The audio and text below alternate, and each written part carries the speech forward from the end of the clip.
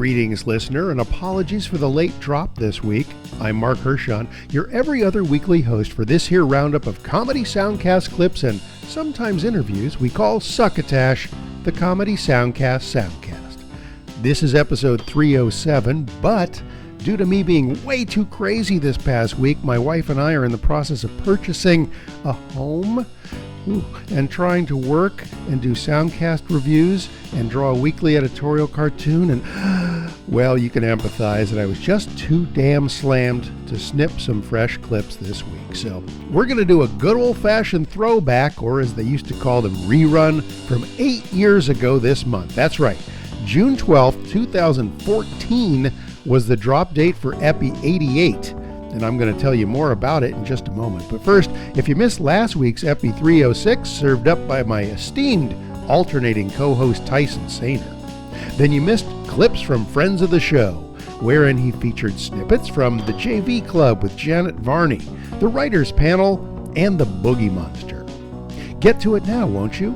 Over on Apple and Google Podcasts, Stitcher, Amazon Music, Audible.com, iHeartRadio, YouTube, SoundCloud, and, of course, on our own home site, succotashshow.com. So, 8 years ago or so, it was an episode entitled Sippin Clips, and I was crowing about having won a first-place award from the California Newspaper Publishers Awards for my editorial cartoons in the Half Moon Bay Review. First time ever! And in the episode from yesteryear you're about to hear, I featured way more clips than we do now, and Tyson Saner, who'd only recently been dubbed associate producer of this program, furnished a bunch of those clips. They came from some shows that are still around and some shows that have, well, gone on a kind of permanent hiatus, is a polite way to say it. Some of the hosts of those shows may have gone away as well, in particular, Gilbert Gottfried, as we featured a clip from his very first episode of Gilbert Gottfried's Amazing Colossal Podcast. In addition to that, we clipped from John Dredge's Nothing to Do with Anything show, The Jocularity Show, Geeks with Wives and Capes, The Crunch Time Show, What a Pair of Trousers, To Know Better, Like I'm an Idiot, and finally, The Picnic Time Podcast. That was a lot of clips. It's a kind of long show, but that's what we used to do.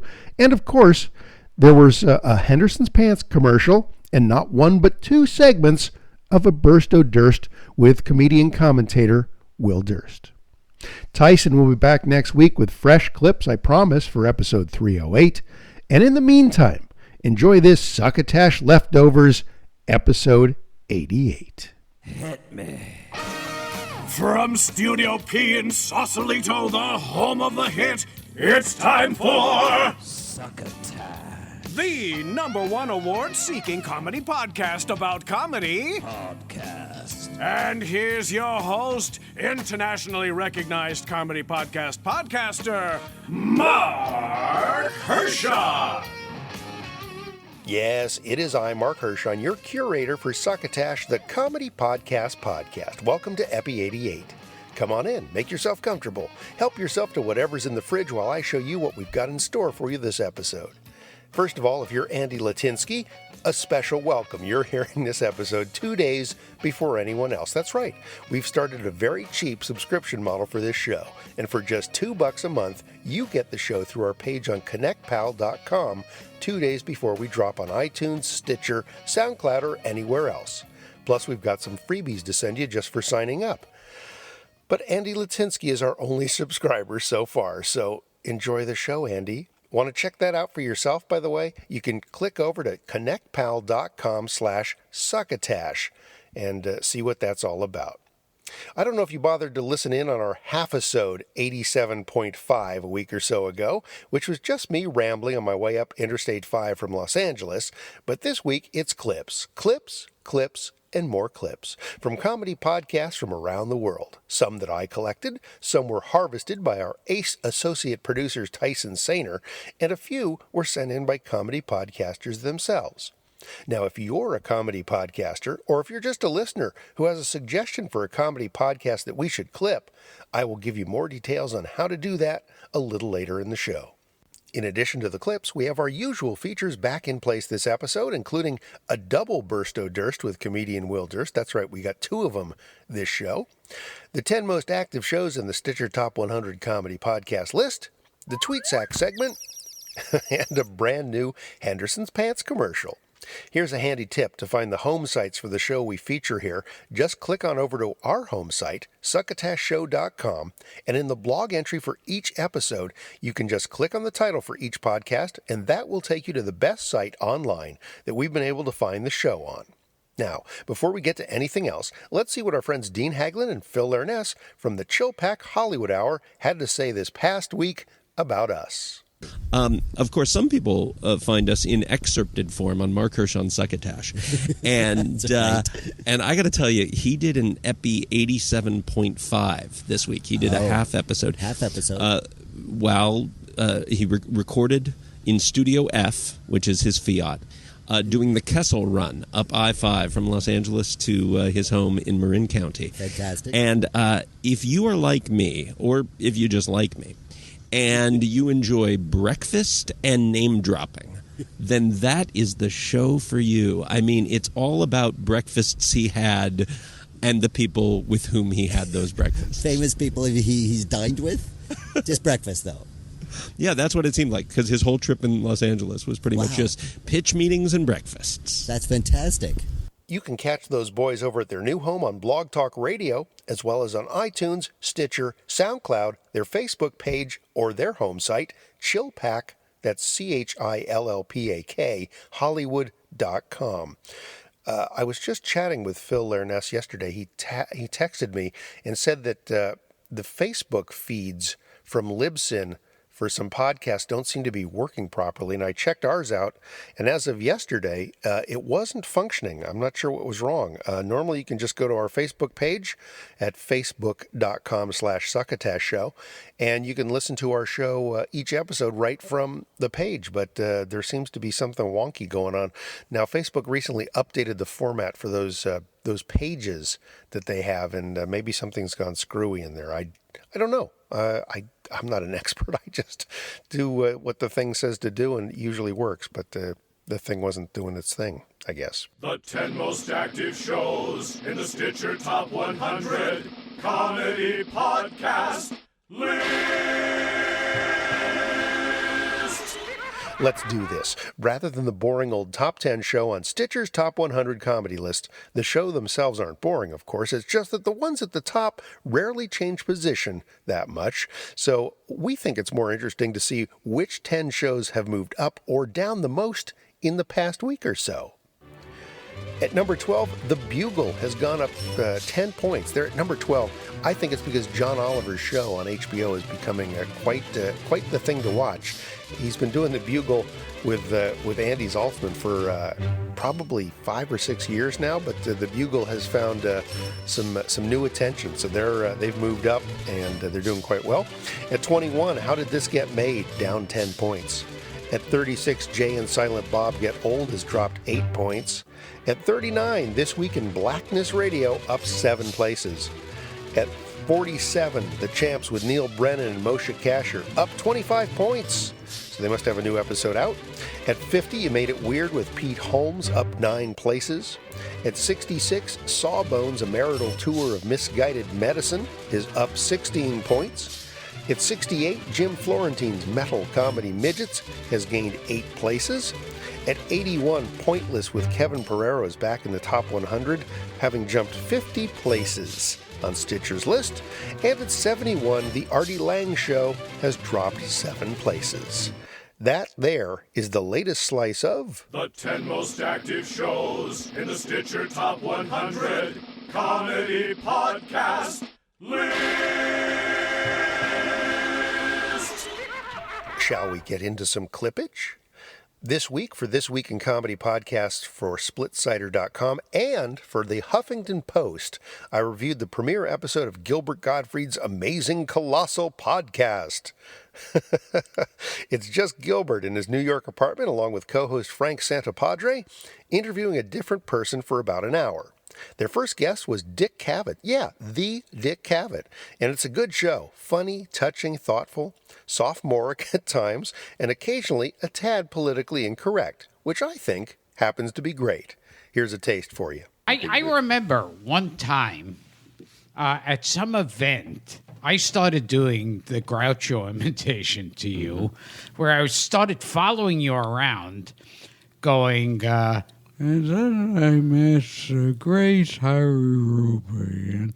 And at first you were laughing, and then you were... gave me goop chills. Yes. Because everybody else does Groucho. Yeah. Yes, I need to fool me. And they don't get it. See, I can't do the young Groucho anymore. It's that soft-voiced old Groucho. Just velvet soft voice, yeah. And Margaret so much worked with us in some of those movies, and she never understood what I was talking about. You're making me cry. Because she would say, Julie, what did that joke mean? And she never understood what any of the joke meant. I remember sitting there when he said that. I also noticed another thing sitting next to Groucho. He was surprised by things he said. I mean by that, he heard them as we did. He didn't think, I'm going to say this. You said something, and he said thing, and then he'd give a little laugh like, hey, that wasn't bad. Oh, wow. You know, that yes. And you've had it yourself. You've said something and thought, geez, that was good. I didn't even have to think it. I just said it. Yes. Very true in Groucho, even as he got older. One day, do you dare me to tell you a Groucho story you may never have heard? Love it. Absolutely. One day, he and Tony Randall were in their tuxedos backstage, I think at the music hall, for some big special, and they were asked to step aside back there in the hall while they brought some scenery through or something. And would you two gentlemen just go into that room? And they went into a room, and the room was a dressing room. And suddenly from the other end, it filled with chorus girls who stripped mother naked and got into some jungle costume. As Groucho and Randall stood there in their tuxedos, you can see Groucho holding his cigar and saying to Randall, you know, you don't get this in the pants business. Good stuff. Gilbert Gottfried's amazing Colossal podcast is part of the Sideshow Network and is downloadable and streamable from pretty much all of the usual places. I don't mention iTunes and everything every time somebody's clip plays because it gets boring. But you know where to find that stuff. I had also mentioned that my review for his show appeared on Huffington Post this past week, where I am a vetted blogger and have been for a number of years, and I've decided I'm going to start repurposing my reviews that I do for This Week in Comedy podcasts up there when I think to do it. So start looking for those, if you will. I've featured the very funny John Dredge's Nothing to Do with Anything show before, but figured since he's just concluded his third season of the show, I'd play a little piece so you can see why you'd want to go binge listen to the 6 episodes that constitute the entire third series. On line 4 now, we have Ben Kenobi. That's an unusual surname, Ben. Where are you from? Until last year, I had spent most of my life on the planet Tatooine. My goodness, that is a galaxy far, far away. And where's home these days? Tooting. There aren't as many sand people in Tooting. As soon as the first load of sand people arrived on Tatooine, I thought, there goes the neighborhood. So, what can I do for you, Ben? I'd like to swap my lightsaber for a cricket bat. Taking up sport, are you? No. Oh. Well, is the lightsaber in good condition? It certainly is, John. Let me give you a quick demonstration.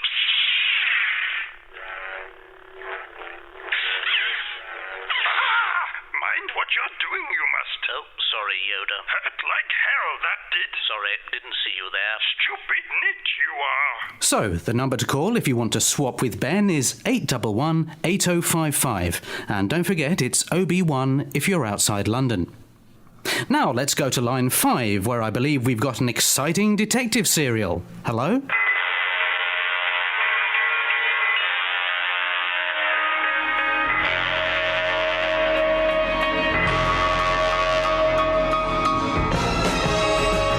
And now, Episode 2 Productions presents The Case of the Thing That Happened. Here's what one satisfied customer said about Episode 2 Productions. My serial had been going really well, until one day I noticed I didn't have a second episode. Luckily, Episode 2 Productions were able to provide one within minutes, and at a rate of interest I was too delirious to notice.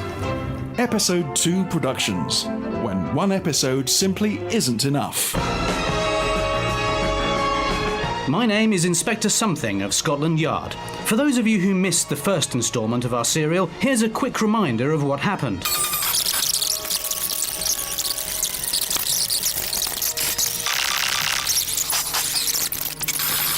Perhaps that was a little too quick. Constable Lurgons, could you take over? Certainly, Inspector. Here's the story so far as written in my notebook.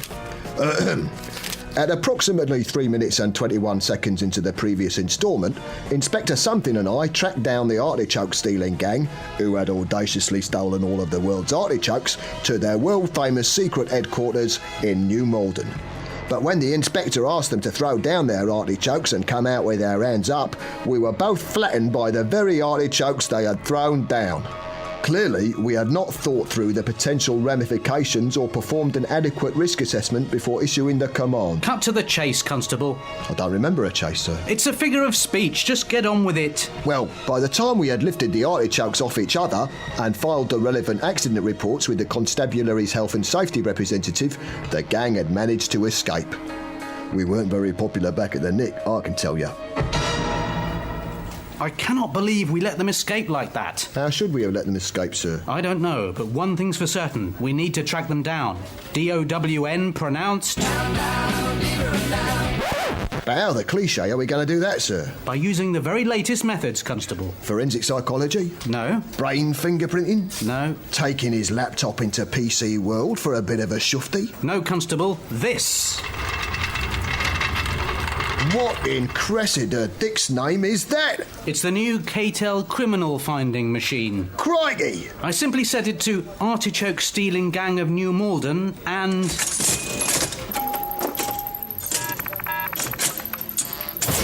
Tunbridge Wells. Of course. Why didn't I think of that? Quick, Constable. To Kent, and don't spare the horses.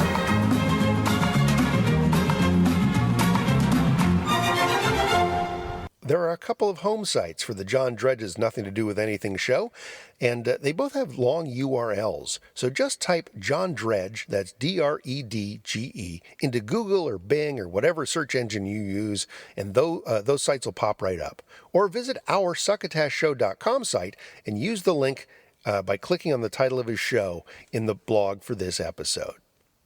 Had a shout out from the Jocularity Show podcast a few weeks ago on the Tweeter, along with a request to check out their show, which is part of the Torn by Sports blog out of Utah. Now, some of you Succotashians may recall how I stumbled through the most recent fantasy football season run by Chris Lanuti over at the Broadcast Basement podcast.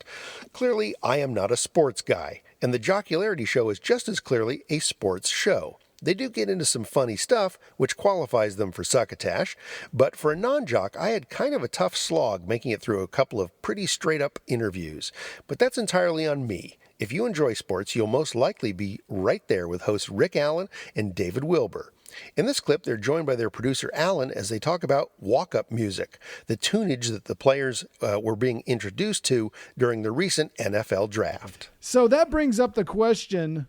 what would your walk-up music be? If you had 10 seconds in the spotlight with a national TV audience and a packed house at Radio City Music Hall, what song would you like played? And I had to think about this for a while. I had about 10 tracks come to mind, and it was really tough to decide. Alan, what about you? There's a little band from New York called the Bouncing Souls. They have a song called Manthem. It's I don't know. I don't know how to describe it. It's a pop punk song. I love it, man. It's my favorite. Let's hear a little bit of Manthem right now.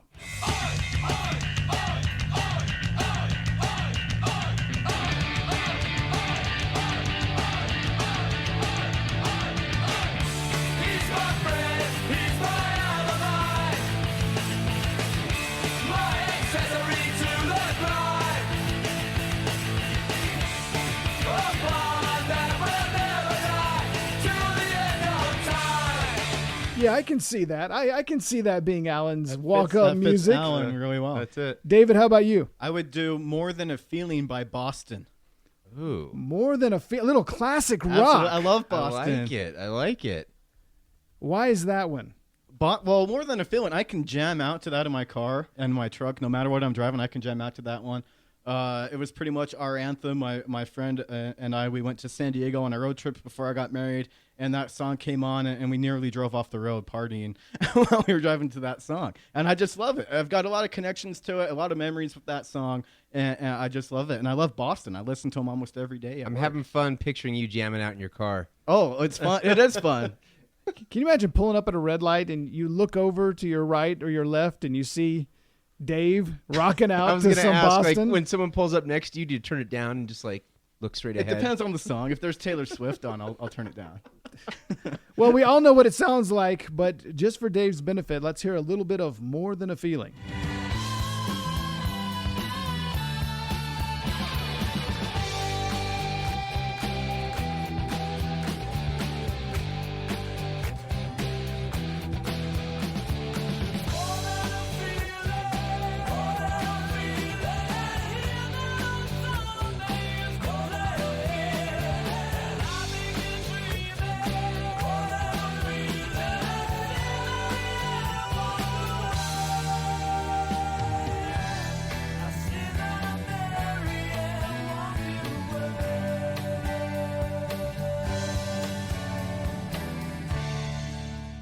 Oh, yeah, I see my Marianne walking away. Don't be making fun. I'm not making fun. That was a tribute. Are you kidding me? That's an homage. I'm all about the classic rock. Well, mine, I got to go with this track with the one caveat. It's a fantastic song. It's a great band. It's one of my favorite albums, but it has been ruined by some of those MTV Jackass guys who used it as their theme song. I think it was a show called Wild and Out or something like that. But this is a song by Turbo Negro called The Age of Pamparius.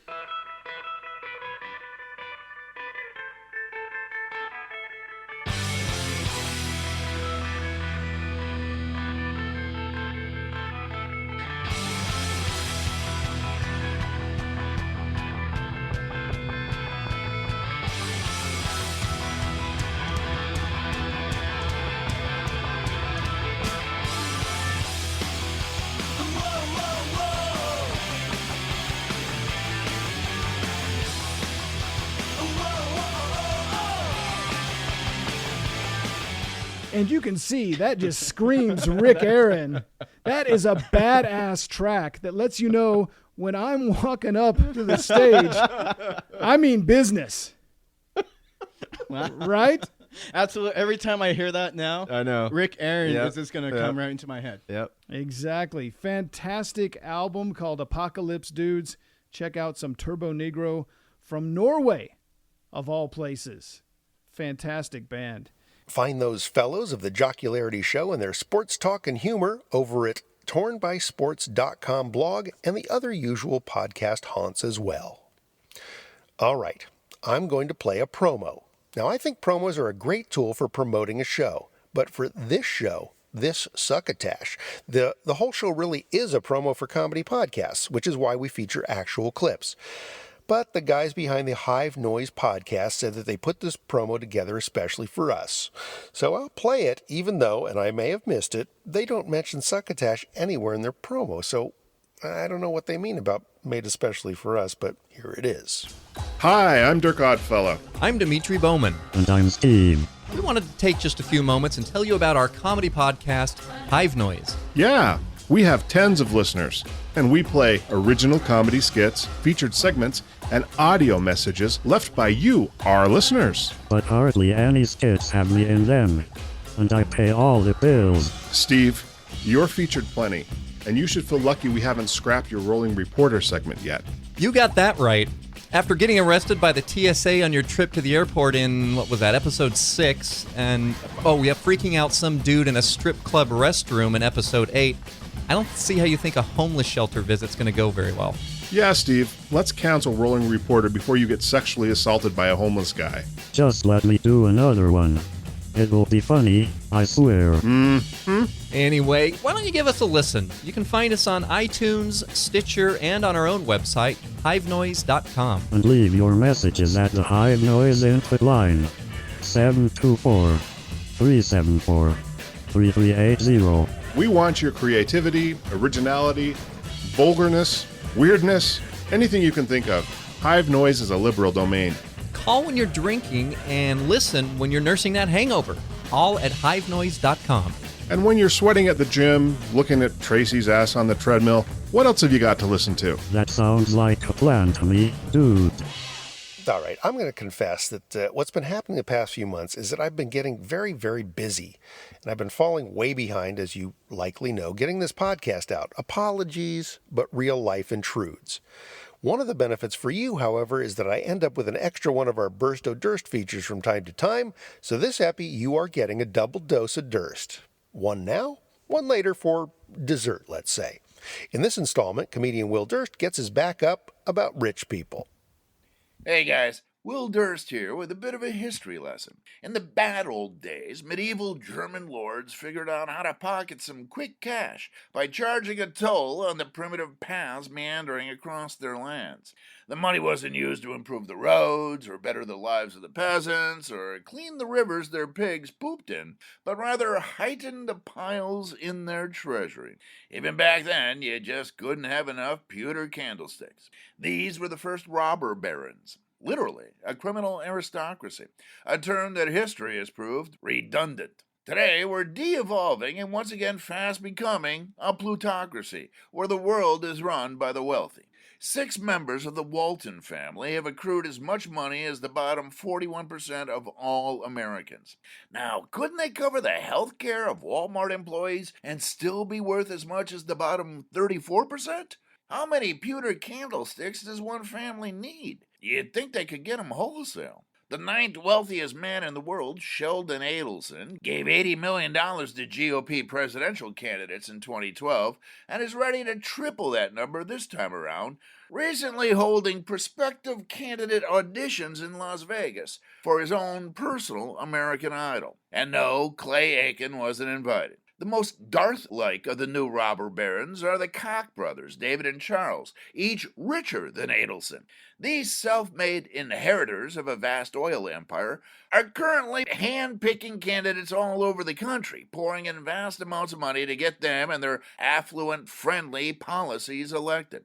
Wisconsin Governor Scott Walker is one of the first-generation Koch-bots.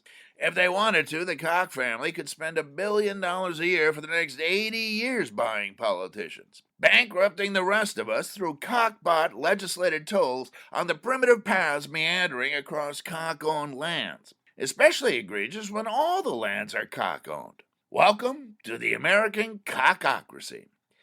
For Succotash, the Comedy Podcast, I'm Will Durst. We'll have another Burst O' Durst up toward the end of the show, but in the meantime, why not follow him at Will Durst on Twitter? That's right, in the meantime. So while this show is on, go on, get on Twitter and find him at Will Durst, WILLDURST. That's it.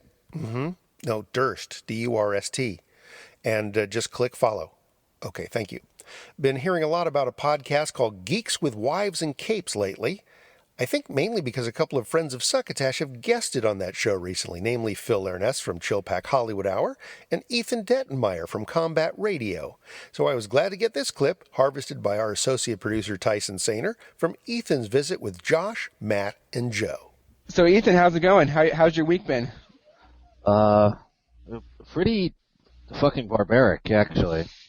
But wow. I would say it's all, it's been busy, but it's all good.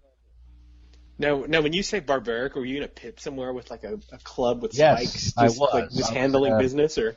I was in a pit at Universal with a bunch of executives that needed an ass whipping. Nice. And I'm actually on 2 projects over there, so I had to beat their ass twice. That's extra ass Can beating. you tell us a little bit about those, or? One is I'm on the soccer project for 2 producers over there on the New York Cosmos, which is the team that Pele played on in the 70s. Warner Brothers actually owned that team, and it's based on the documentary Once in a Lifetime. Pretty fantastic, actually. So I'm on that project, and then I just got brought onto a Blade prequel by producer John Divins this week. Wow, there's a So I've Blade had my prequel? hands full. But I'm also in the works on a new radio drama, and I'm doing Wait, something did you just drop a Geeks with Wives exclusive? No, not really. I think people know that. Okay. I'm not so sure about that one. I'll take it anyway. What are you talking about? The Blade thing? Blade prequel, yeah. The Blade prequel. But they're constantly developing prequels, sequels, everything. There's writers on projects that the public only hears a little percentage about it, and a lot of that's just because they're putting a creative bullpen process in it. So they'll bring writers in, they'll hash things out. It could sit on the shelf, it could go into turnaround, it could be made next year. You never know. So we'll wait and see where this goes. Well, we're anxiously waiting. That's something I'd be very interested in. I love that character and that franchise. Last movie wasn't so good, but it was probably the first true, really good Marvel movie. Was it? Yeah. I would say so. I agree. Yeah. Blade 1 was amazing. Okay, good. Yeah. I've worked for that producer several times. I've worked for Dark Horse Comics too, but no, I've worked for that producer on 4 film projects, I think. No, I was with him when I was over at Warner Brothers in feature development. So why don't you tell us a little bit about what you do and why you get to work on all these great projects? I don't know how great any of this is going to sound, but I mean, I started off in it's pretty simple. I started off in the Warner Brothers mailroom, and then I got a job working for Academy Award nominated producer Steve Ruther, who did Face Off and Pretty Woman. I got a job working in his production office in development, and I also moonlit for director John Milius, who had done Conan the Barbarian and Red Dawn. So I'd work the days for the producer, and then around 4 o'clock in the afternoon, I would go over to John Milius's office at Building 81, which was hilarious. And there's a great new documentary about him right now, actually out on Netflix called Milius, and I think everyone should see it because it's really remarkable, and it shows the guy exactly how he was, which was larger than life and slightly crazy. So I worked for them, and then I got a job as a writer. I worked for Dark Horse Comics. I was a writer for Steven Seagal. Cool. And, script doctor, which means you're paid a lot of money, you do an astronomical amount of work, and you get no credit and no thanks, but you are allowed to make a living. And I had my own office for a while, and I produced a television pilot for Spike TV, and then somehow, I got involved in radio. And, that's how my coffee guy knows me in the morning, as the radio guy. Nice. Not having any idea that there's actually a full-time job around the 2 hours I'm on the radio each week. The Geeks with Wives and Capes have a nice home site at geekswithwives.com. Although I was having trouble sorting through all of the geeks, there are so many of them. But why don't you pay them a visit and download them while you can? I mean, that makes it sound like they're going away. Just get their show. In Epi87, I featured a clip of myself playing the Random 5 Questions game on the Crunch Time Show podcast. I believe I mentioned then that I would play a clip from the main part of their show at my next opportunity, which happens to be now, and fortunately, Wayne Crunchy Baggins, one of the co-hosts of that show, sent in a few clips for me to choose from. So here's one of him and his wife, the Scully, talking about an embarrassing story around a cassette tape that haunts him to this day. I used to visit my sister a lot, and there was always an expected phone call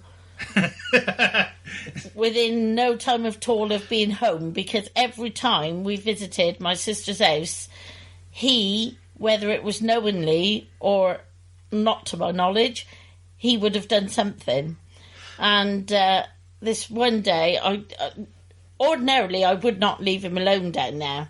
But this one day my sister said, oh, for goodness sake, let him play in the other room. There's nothing he could hurt. It's suffice to say I was a bit of a, I wouldn't say uncontrollable child, but I did have my moments where I needed to be supervised. Moments? I couldn't take my bloody eyes off you. So, the one time that my Auntie Kathy had said, it's all right, leave him with me, he'll be fine. Well, I didn't actually leave you with her. I was in the house at the time, just in another room, and she said that in that room you would not hurt anything. Let you play, have a break, have a cup of coffee, Just clicked, I know what's coming. Things would be fine. Yes. So, as I thought, the visit went fantastically well. I chilled out, had a coffee, checked on you occasionally, went home, thought, yes, if he's that good all the time, I'll take him more often. However, 2 days later, I get this phone call. Your the son? No, we can swear on this Oh, we podcast. can swear. Okay, then. Your fucking son. And I said, what has he done now? Well, my sister, being the year she was born, loves 60s music.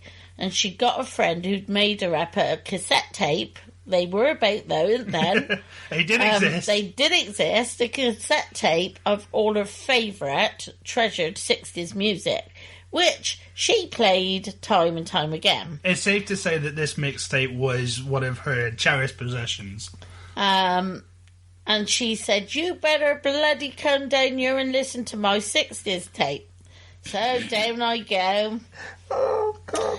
She pressed the dreaded play button, and all you could hear was, this is DJ Wayne Bagley here, and your first record of the day, and next thing we'll have a competition about Teenage Mutant Ninja Turtles, and it must have gone on for at least an hour on her favourite tape. She was not impressed. I can imagine. And all I could say was sorry, which I'd said numerous times before down there on his other visits. And so we kept the tape, and on his 18th, yes, we promptly reminded him of the occasion by playing some bits of the tape. Yes, at that time, I think it was about the time that mini discs were in hot production. So what my mum had done in her kind wisdom was to lend the tape to a certain DJ friend that we both know, and he happened to put it onto the mini disc to play out to every single person that was in that hall. So there's me sat in the chair in the middle of the room with my mum and dad stood right behind me doing this whole "This Is Your Life" shtick, and all of a sudden I hear my own voice saying, "This is DJ Wayne Bagley." My head was in my hands. I was like, oh, fuck no. Wayne and the Scully talk about a lot of other geeky stuff, gaming, movies, TV, you know, the usual suspects in the pop culture roundup at their home site, crunchtimeshow.libsyn.com. Also find them on Stitcher, Facebook, etc., etc.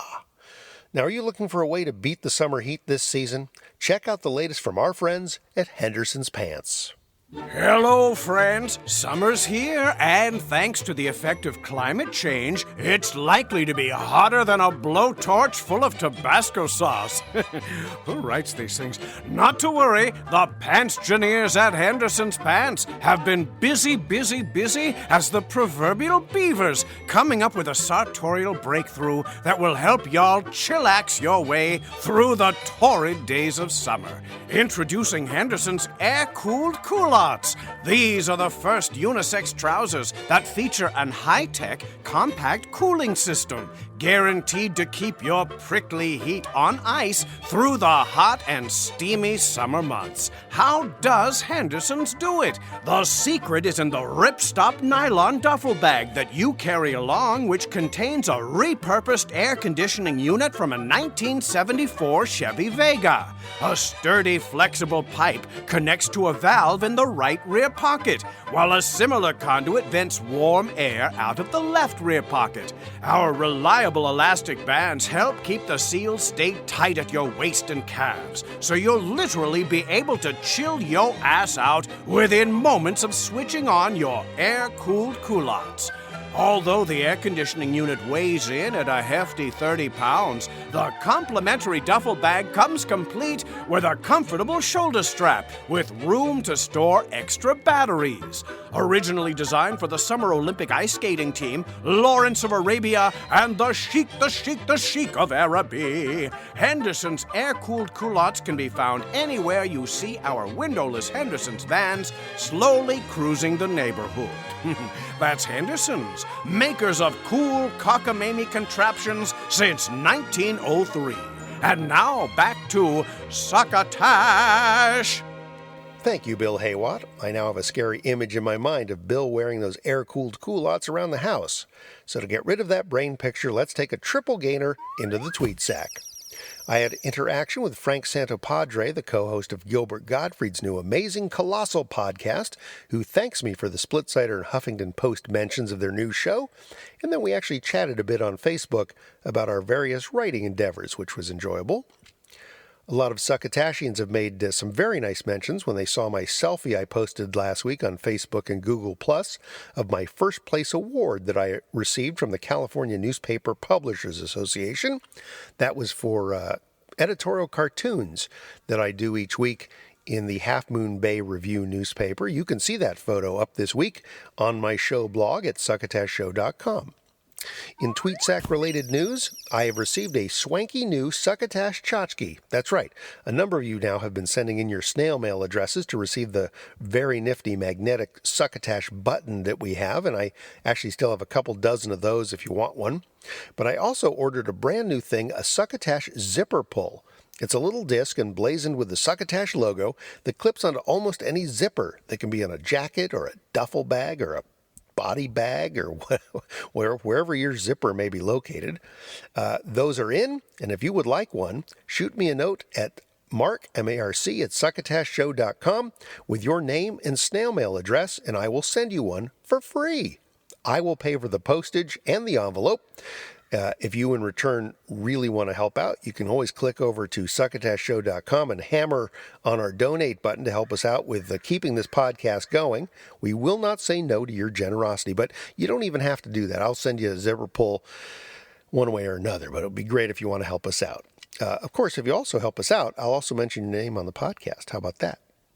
Speaking of mentioning names, here's a list from the past week or so of the people who have tweeted, retweeted, mentioned, followed, or FF'd Succotash Show.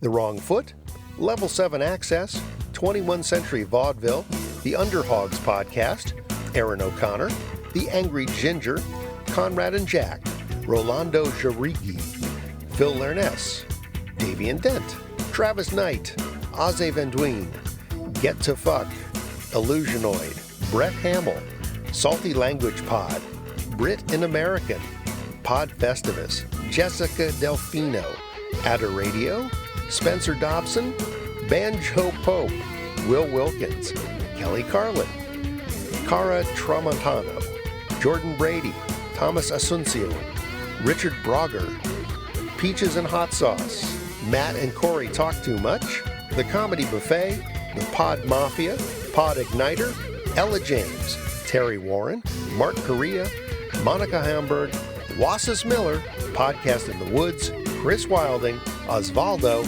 and Warren Whitlock. Thanks so much for mentioning us. Back in Epi84, we featured a clip from the Angry Chimp Show. This week I got a note and a clip from Stu from that podcast informing us that the Angry Chimp is taking a bit of a break. A hiatus, if you will.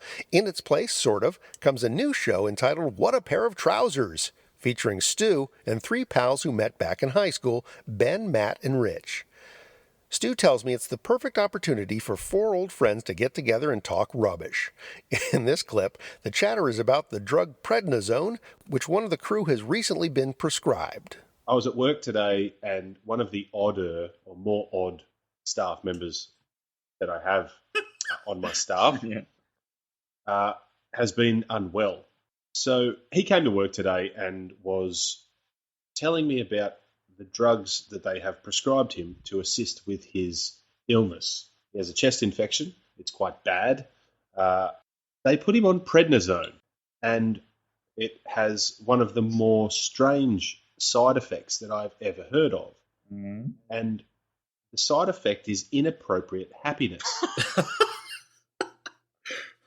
By whose standards? So what, I was going to say, is this a matter of going to a funeral and then just starting to say, he's got the whole... Well, the way it was described to me was that I said, inappropriate happiness?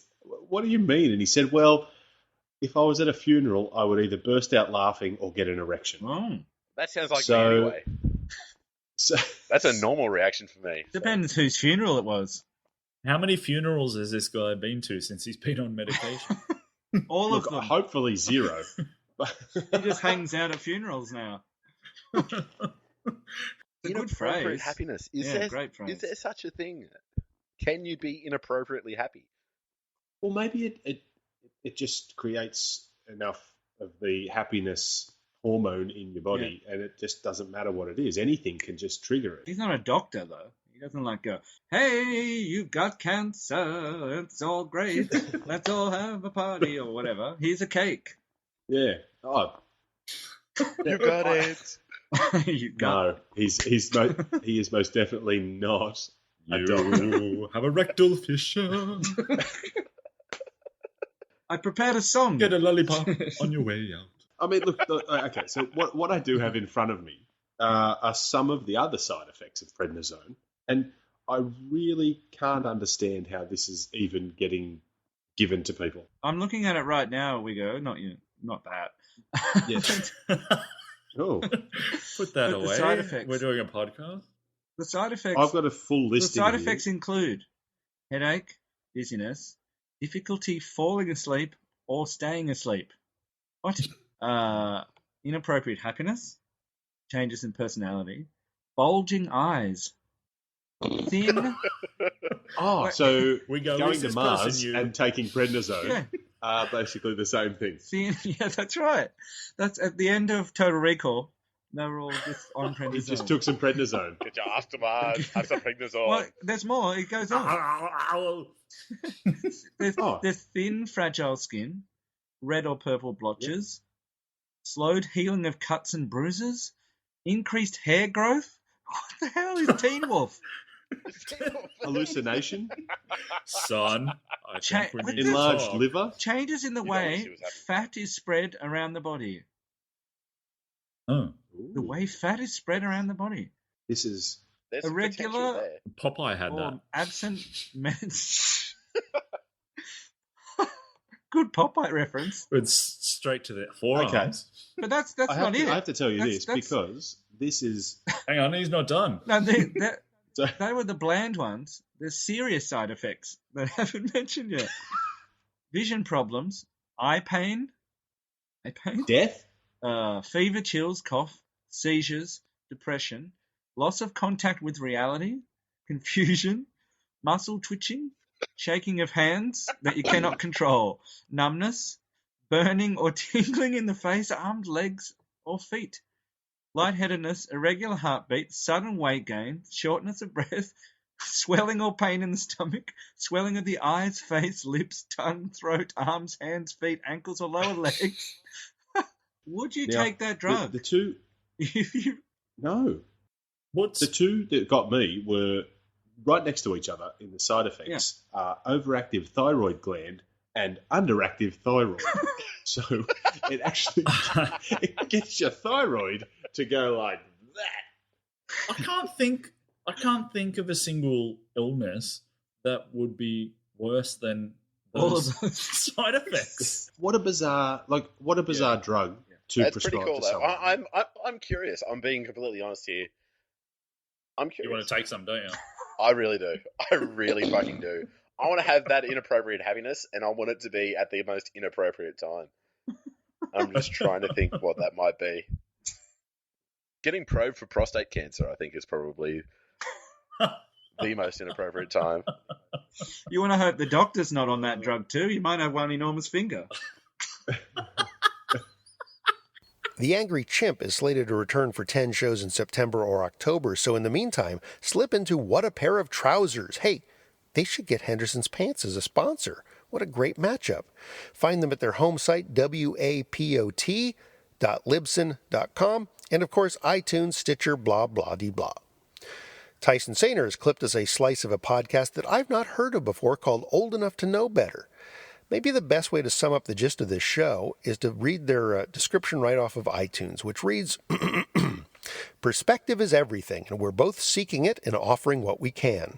We're both looking for some sanity and a way forward in the world. Perhaps you can help.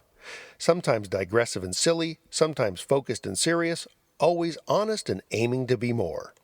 So our taste that we have features host Eden chatting up guests AJ from the podcast Sup Dude and Jason about the mechanics of stand-up comedy and storytelling on stage. Hello, welcome back to the Old Enough to Know Better podcast. It's Eden, sat here, this time without Beezer or Jonathan this week. I'm sat instead with AJ and Jason. Hello, sup? I'm pretty sure you know these voices by now, so... You've been hanging around a lot. I've been on 2, Yeah. 4. Thanks for making me sound like a freeloader there. We know all the same people on Twitter anyway, so I'm pretty sure that most of our overlap, or most of our audience is overlap. That's good. I like so overlap. We're probably just talking to people we We know. just love overlap. Anyway, I'll take your word. I'm one-on-one kind of guy myself. You still have overlap. You just need to change the angle slightly. It's all about perspective. I've seen far too much porn for this. My mind just goes to bad places. Yeah, no, it was meant to. Well, I saw something the other day. I saw something the other day, and my mind instantly went to hentai, and I was like, "The internet's fucking ruined me." It was a worm on the floor, completely innocent, and I looked at it, and my brain just went hentai, and it was like, I'm so broken. It's tubular, it's wiggling, it's hentai. You never see an octopus anymore. No, I know. No. Yeah, so we haven't got anything set that we were going to talk about this week, short of maybe a little bit of futurism and where are we going and all that kind of stuff, yeah. Because I've been... well, let's just do a little catch-up first, because we've had a very brief how have you been kind of thing, but has anybody got any tales to tell? I'm trying to think when the last time I was on. Ages must have been back in the summer, wasn't it? Yeah. Good long while. Yeah. Good long while. Well, I started training with Jason. Going to lose my bit of weight, as I sit here with my bottle of Pepsi. But it's all balanced. It's fine, yeah. No, this is the sugar-free one. Yeah, you both sat with fizzy drinks, so all the difference it makes. I'm making a bit of a push to get rid of my weight and that. Good shit. So, yeah, I think I might have even mentioned it last time. Yeah, I think something about I need to get it sorted, and you were like, "Do it, call me." Yeah. Tonight I did. Here we are. Here we are. Yeah. That's kind of a recurring theme on this podcast. You come along and say something, and then a couple of weeks later we meet up again and go, "Oh yeah, that thing you suggested, we're doing it now." Yeah, that's. I like to think that's how my life goes. Well, it's nice. It's good to have somebody to chuck a bit of impetus upon us every now and again. It's always good. So you're taking on the mantle of you're not only professional podcast guests, but you breathe in every so often and go, "Hey, you guys should do this." Like a wind of change just blasting through. Yeah, exactly. Well, it works for me. Positive influences, and then just leave. I've gone on with some of our stuff recently. I think I'll get into talking about more stuff with the podcast that we're doing on our end a little bit more when I'm sat down with Beezer and Jonathan next time. But we've again had another little bit of a kind of we've dragged the heels a little bit. Time to kick up the arse again, get things going again. So me and Jonathan are going to be working on comedy stuff, and I was going other things are on the horizon for that. I was going to say you still think you're doing some stand-up stuff at some point? Yeah, definitely. I was sat down telling somebody at work the Naked Old Lady story and the Brian Jackson story again, and I've realised that now I slip into performance mode while I'm doing it. Like I'll set them up and tell them, right, this is what I'm going to tell you about. Now sit down, relax. It's going to take about half an hour, 45 minutes. And then I just enthrall them for 45 minutes straight. It's like, right, I think I've got something here that if I work a bit harder, if I get the wording right, I could get on a stage and do this. Yeah, maybe craft it into... I mean, obviously, with the stand-up thing, I don't think there's many venues where you can just stand up and talk for half an hour or so. Yeah, so it would be a matter of crafting truncating it. Yeah. Oh no, believe me, I've thought about this. I think me and Jonathan will be talking about it for quite some time. It's like, I could probably come up with right, here's the 5-minute version, which would be very quick setup. Right, I'm at the hotel, this is what happened, here's what I'm thinking, quickly run through it. The extended version would be, right, now let me take you through what I normally do, like a little bit more detail, that kind of thing. Yeah. So you think it's all on the short cards. version would be more kind not really with a punchline, but be more kind of... And then this happened, and then just kind of almost blindsiding the audience a little bit, sort of... Yeah, I think... That's the difficulty that I have, is both of the stories peter out a bit. They don't come to a conclusion, so I've got to figure out a way of having a punchline at the end. Or at least sort of have it kind of then reference back, and so that's why I don't do X. Or something. Yeah. Well, the Naked Old Lady one has the beauty of her mentioning Brian, so that goes immediately to the Brian Jackson story. Yeah. But it's figuring out, we're talking too much shop potentially for the people listening to this. This might be a little bit too kind of like, oh, fucking hell, just tell the joke and don't tell me how you're going to tell it. I can imagine there might be some people that would think that whilst listening to this. Don't want to peer behind the curtain. Yeah. Don't ruin it for me. It's too late now, you're not hearing the joke. Sounds like a nice listen. Their home site is oldenoughtoknowbetter.libsyn.com. Now, isn't it great when a podcaster hits on a simple formula that works? The kind that makes other podcasters kick themselves for not having thought of it before? Josh Kagan has done it with his Like I'm an Idiot podcast, in which he is the idiot and he asks smart people, i.e. his guests, to explain things to him. In his Epi89, he wanted guest Erica Hall to help him understand what the fuck is going on in San Francisco. I actually first came to San Francisco in about 1995, the 20th century. It was back in the prospecting days. Yeah, I came here to mine gold. And you were brought there by the promise of like, oh, this is where all the smart people are, or I want to make things for the internet, or I like nice weather, but not too nice weather, so that's why I'm not moving to Los Angeles. So what was I was from Los Angeles, so yes. Yeah, so I started there, and I'd always heard things from my family about how nice San Francisco was, and I actually came here for the first time on a marine biology field trip in high school. That old story. Yeah, and I said, wow, this place is awesome. This is where I want to live. Like, I got here, and I thought, it's beautiful here. If you haven't been in San Francisco, whatever else is going on, the Bay Area is really, really beautiful. And, Los Angeles has its special charms, and... That's actually the nicest thing anyone from the Bay Area has ever said about Los Angeles. Well, it's not the worst place ever. So you got there, so you went there on a trip and to look at fish, and then you were like, no, I even beyond the fish, I like this place's whole deal. Yeah, so I took a detour back east to go to college, and then I moved out here after college. And at that point, the internet was very, it was barely a job. It was something that people were cooking up in physics laboratories still at that point. So how did you work your way into that? Did you elbow your way into physics laboratories, or what was it that you first did when you got there? The job I found was as an administrative assistant in a venture capital firm. Oh, okay. Now I recognize those two words, venture capital. Whenever people who are angry at San Francisco right now say angry words, generally it is aimed at venture capitalists. Very quickly, let me see if I know what that is. A venture capitalist is someone who funds startups? Yes. Or finds the money to fund startups? Is that about right? Yeah, so you could think of it. So a venture capital partnership is generally a group of dudes in khaki pants who they'll go and they'll say, hey, you, then they talk to, younger men wearing khaki shorts, and they say, okay, I'll invest $1 million in your idea. And the men start the startup, and hopefully then they sell it to Yahoo or AOL for $10 million.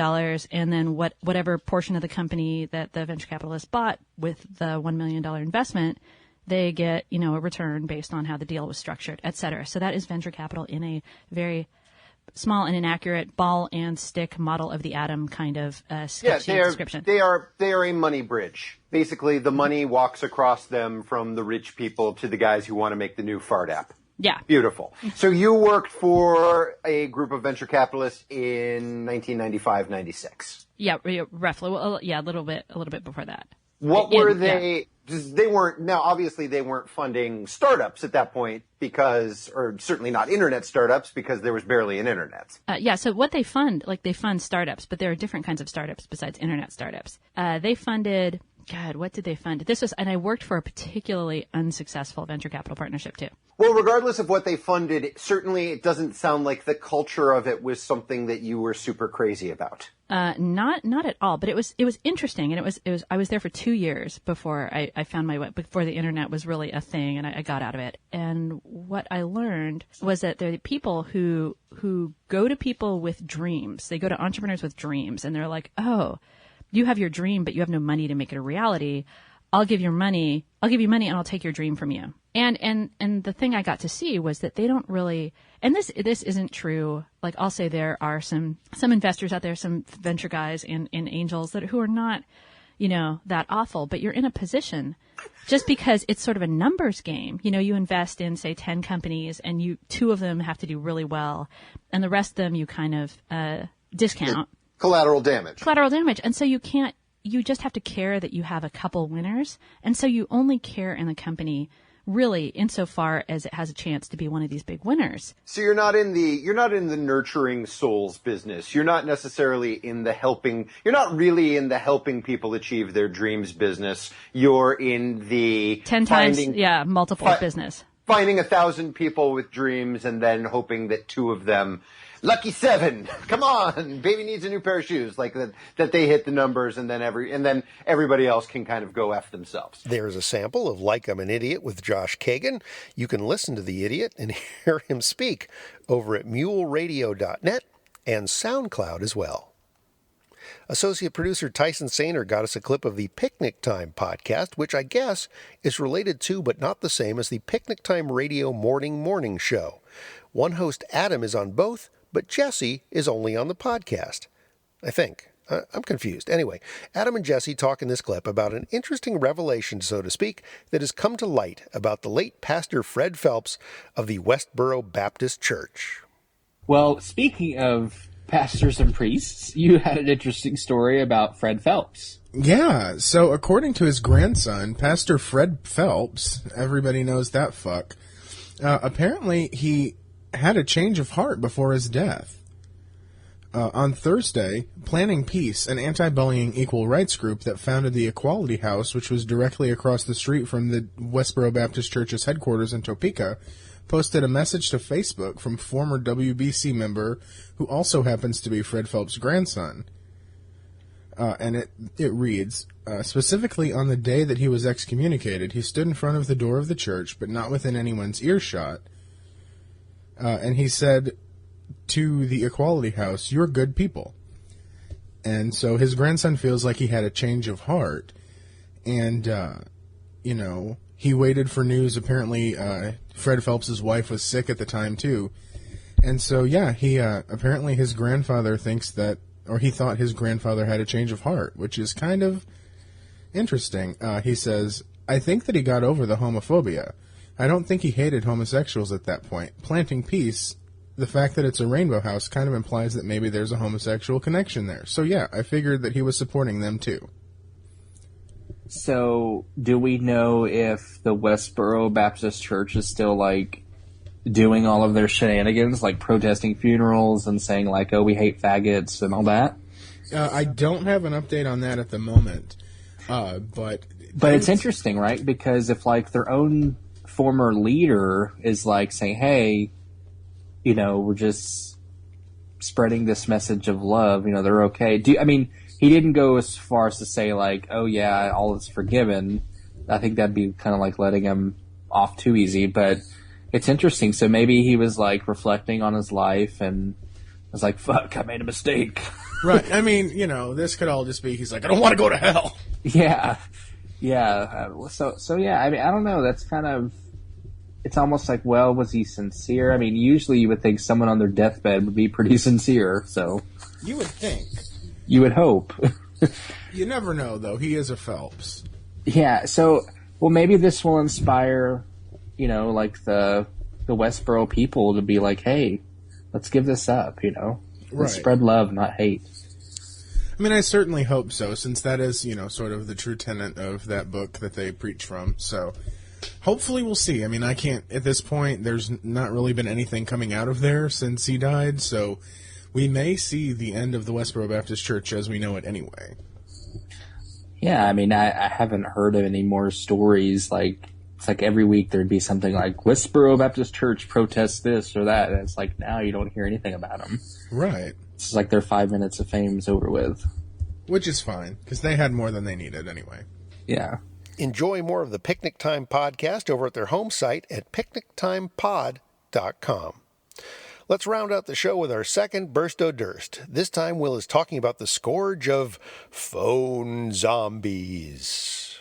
Hey guys, Will Durst here with a few choice words about all the smartphones out there being wielded by all the dumb people like me. We are living in a science fiction movie, slowly turning into a nation of phone zombies, staggering down streets with their heads bowed, making the occasional grunting noise, turning others into zombies by showing 47 pictures of their neighbor's cute cat, It's the invasion of the body snatchers in action. Oh, sure, we can check weather patterns in outer Mongolia, or order a chess set made out of imitation crab meat in the shape of Marvel superheroes and have it delivered before we get home, but in the meantime, we are developing the attention span of high-speed lint. Zombies who can't remember our own phone numbers, much less any significant other. Of course, compared to our phones, there are no significant others. Zombies in public restrooms, clogging up stalls for hours, playing a quick round of Angry Birds. The same zombies who get into their cars and refuse to leave parking spots until they've checked in with high command. Vacations are just excuses for we zombies to stare at our phones in distant exotic lands. Smartphones are like congressmen. We hate them all except for our own. Fortunately, most of us don't hate him as much as the ex-cop who shot a kid for texting in a movie theater, but be honest, you've thought about it. Who hasn't politely churned when we thought someone was addressing us, only to find it was some zombie in a suit on a Bluetooth?